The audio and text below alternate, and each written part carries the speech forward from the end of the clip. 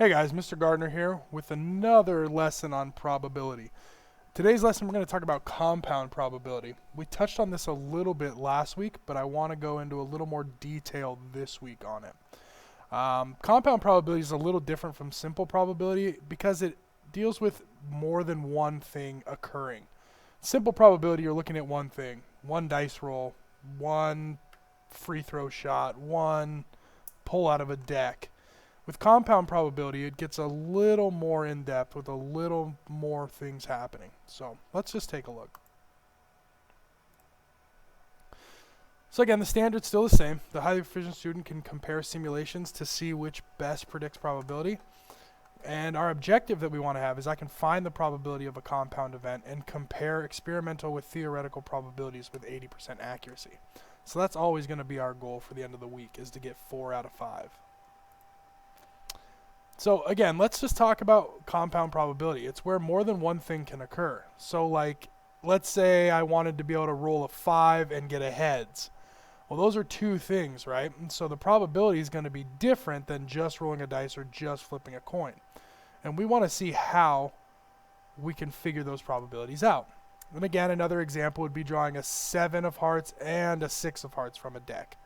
Okay? The next thing we want to talk about with compound probability is that there's independent events and then there's dependent events. And so it's important that we understand which event we're looking at when we're doing our compound probabilities. So here's just a couple of quick videos that just describe these situations.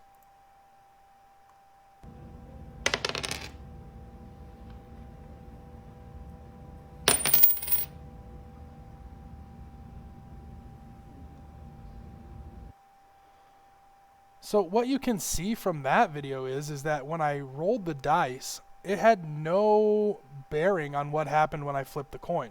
The coin was not dependent on that dice roll. So nothing really changes as far as the probabilities go. The dice is still 1 out of 6 chance and the coin is still 1 out of 2. So those are independent events. They do not depend on each other and nothing changes because they're happening. But let's take a look at a dependent event. Now you can see here in this event we have different colored beads. We have red beads, green beads, and blue beads. Okay, and if we look, we have 3, 3, and 4. So we have 10 total. Now if we were to put these in an envelope or a bag or whatever we would be choosing out of, and we were blindly drawing them, then the first draw is going to have no issues, right? It's going to be whatever color there are over how many there are. So if we were talking about red, then it would be a 4 out of 10 chance. If we're talking about blue, it'd be 3 out of 10. Okay, but if we are trying to draw 2 beads, then the second pull is going to be affected because now there's 1 less bead in the bag. So our probabilities are going to change for that second drawing. So let's see. Let's say we're trying to find blue. All right, there's a blue one. It came out first. It had a 3 in 10 chance. Okay, but now on this second one, if I'm trying to draw a certain color, then there's only 9 beads left in the bag. So our new probability has to be out of 9 possible outcomes instead of 10, what the first one was.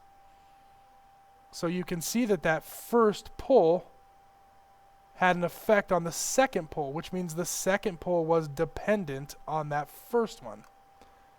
Okay. Let's look at that really quick with numbers. So we saw in that we had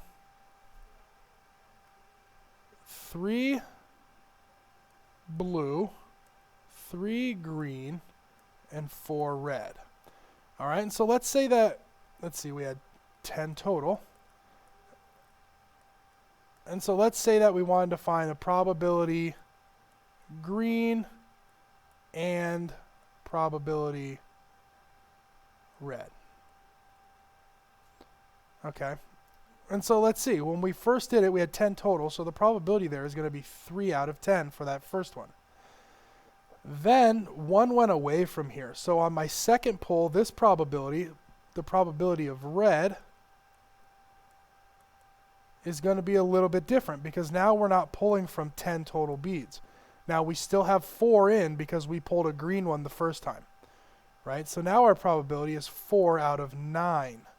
And so that has a change that changes what goes on because that second pull is dependent. So no longer are we out of 10 chances, we're now out of 9 because it was a subsequent pull with less in the bag. So that's a really important distinction to make when we're looking at dependent events.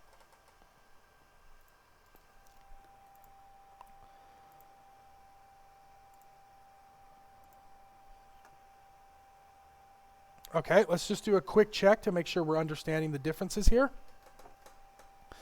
So I'll give you a second to read them, think about what your answer would be, and then I'll show you the answer. So let's think about this. Drawing a card from a deck of cards and rolling a die. Now we need to think. Does drawing a card affect our dice roll? If not, then that is a independent event. Good. The second one, let's think about. Drawing a card out of a deck of cards, not replacing it and drawing another card. Now, is our second card going to be affected by that first draw? Well, because we're not replacing it, then we can say that it is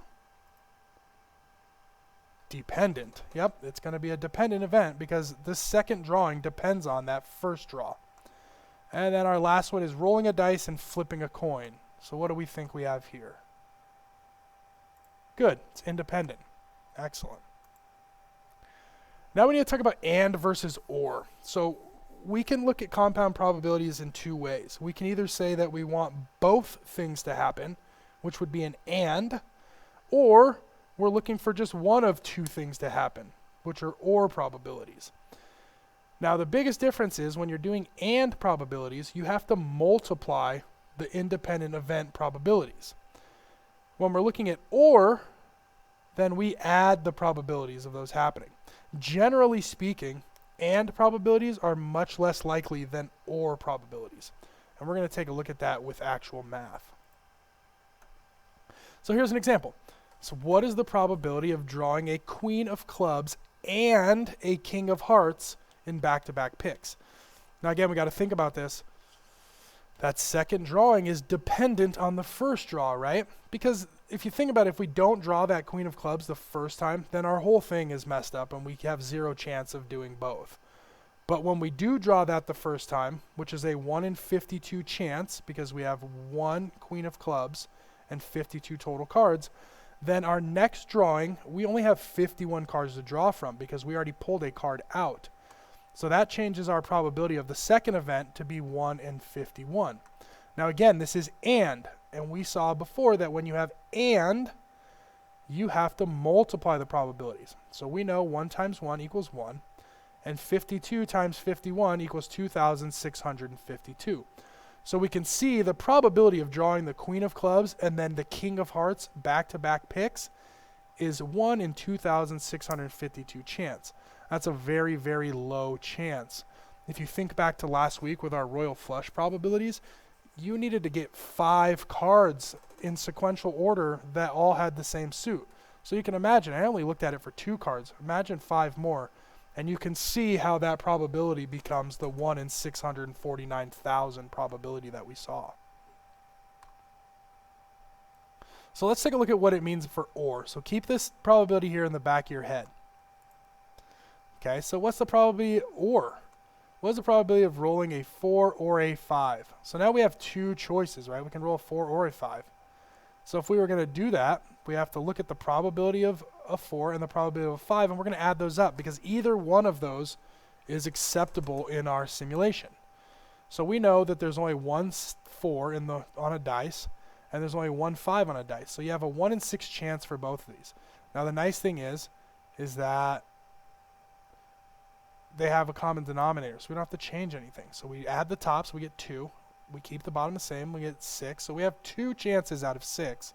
Or if we're going to put that in reduced terms, 1/3. So you can see here again, it's a much better chance to get this or thing to happen, right? Because let's say I wanted to roll a 4 and a 5 in back-to-back rolls, I would have to do 1/6 times 1/6, and that would be 1/36. So you can see how if you're talking about or probabilities, there's actually a more likely chance of or than it is for and. And let's just look at the math really quick so you can see that.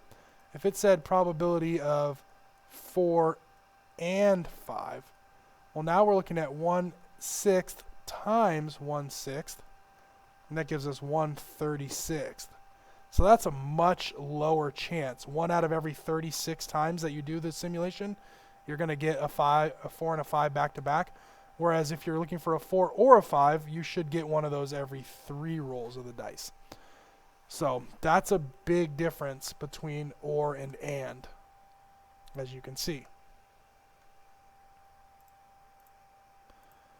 So now what you need to do is you need to go into your assignments. There is a form you need to fill out. The answers from the form are in this video, so you can just fill them in. It's so I can check that you are actually watching the videos and paying attention to what's going on. And then you have a little independent practice work to get to today.